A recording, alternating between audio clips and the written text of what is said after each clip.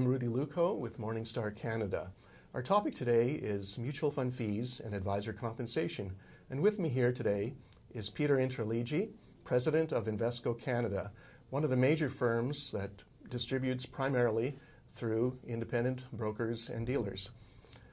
Peter has been a thought leader on this subject. He's spoken at regulatory hearings, he's appeared at industry conferences such as Advocates, and he's conducted research. Peter, thank you for coming. Thank you, Rudy, for having me. Appreciate it. Let me first ask you about a survey that you did of investors. You sent out an online survey to advisors. You asked them to pass it on to their clients, and you got back about 800 anonymous responses via SurveyMonkey. What were some of the key findings? Well, the investor survey that we did was actually accompanied by 2 videos. And the intent of the videos were to have investors watch them and understand the various methods of how advisors are compensated, one in a fee-based environment and the other being paid through the price of their mutual fund. And we asked them a series of questions. There were really 2 goals. One was to understand whether they were aware of the various methods of payment. And then the second was to gain some insights as to their preferences, which were either fee-based or embedded compensation. And what we found was that only half the investors were aware that there were different methods of compensation or different methods of payment. But once they watched the video, 80% felt that they now understood the differences between fee-based and embedded compensation. And by embedded, of course, we mean that it's built into the management fee and trailing commissions. Yeah, that's correct. And these are paid by the fund company to the advisor. Yes, that's correct. Now, what was interesting with the survey is about 80% of those clients who were surveyed, even after being made aware of the different models, actually wanted to have the choice to choose between fee-based and paying through the price of their mutual fund. And 80% did say that they would prefer to continue to pay for advice through the cost of their mutual fund. Mm-hmm. Now, the survey wasn't a randomly selected group of respondents. However, it is indicative of a body of opinion. Absolutely. And what would you say the implications are for the regulators?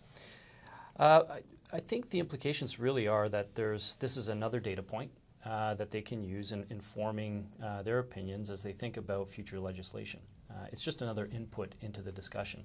We felt it was important to capture the voice of the end investor. We presented that data to the regulators. I think they found it of interest. But to the extent that they use that to form an opinion, I don't know how they will use it, other than to say that it is another input, and they were thankful that we did share the results with them. Okay, here's another opinion that embedded compensation is an inherent conflict of interest and should be banned altogether. How do you respond to that?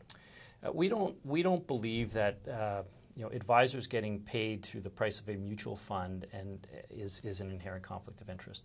I think conflicts of interest exist when behavior is driven in your own best interest versus your client.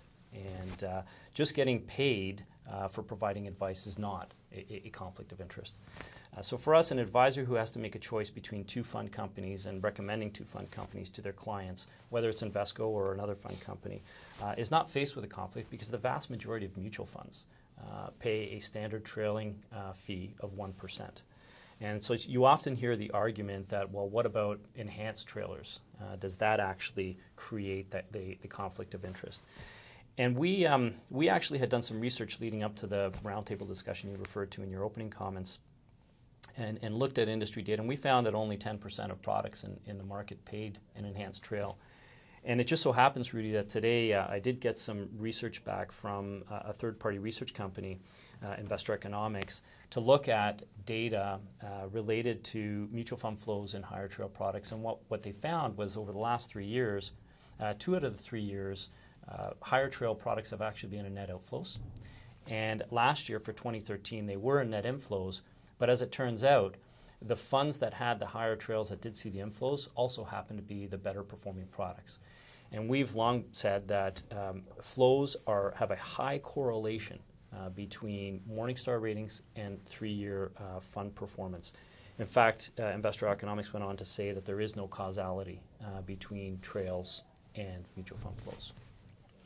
So our view is that there isn't a conflict of interest by the fact that advisors are being paid through the price of their mutual fund.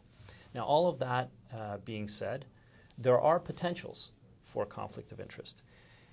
And for us, that occurs when a financial advisor recommends a proprietary product and may receive additional shares in the company that they work for, or an additional bonus, or an enhanced grid payout.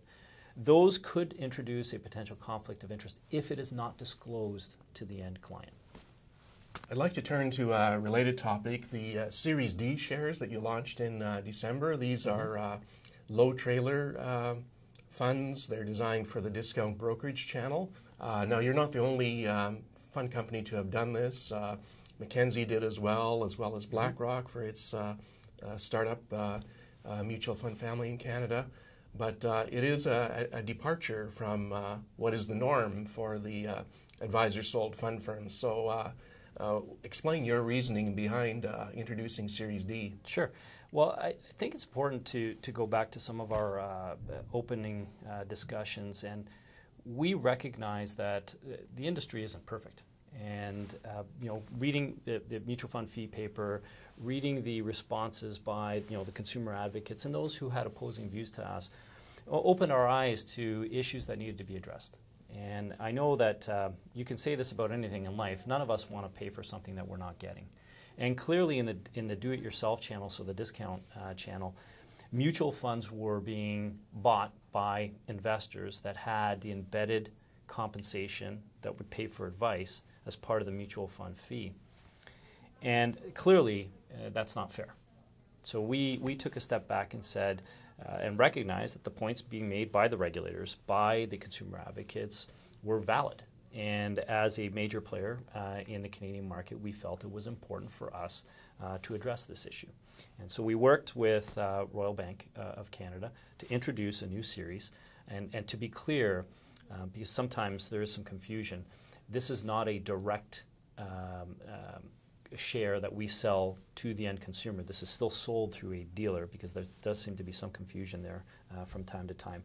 It is a version of the fund that strips out the cost of advice so that the consumers who choose to invest on their own as a do-it-yourselfer are not paying a fee for a service they're not receiving. So in your view, discount brokers shouldn't be paid as much in the form of trailer fees as full-service advisors? Our view is that the discount broker should decide what their fee is and should be. And in this particular case, when we worked with Royal Bank, they recognized that receiving a 1% trail for clients that aren't getting financial advice from a professional financial advisor wasn't a fee they were comfortable with, and they decided that they would lower it. Morningstar made a submission on fund fees also to the Canadian Securities Administrators, and that was one of the points that we raised, was this disconnect between services received and fees paid on the part of the discount customers. And so in that regard, we are supportive of what you've done and commend you for that. And thank you very much for coming in to share your views today. And thank you for watching. For more on investment and personal finance, please keep coming back to morningstar.ca.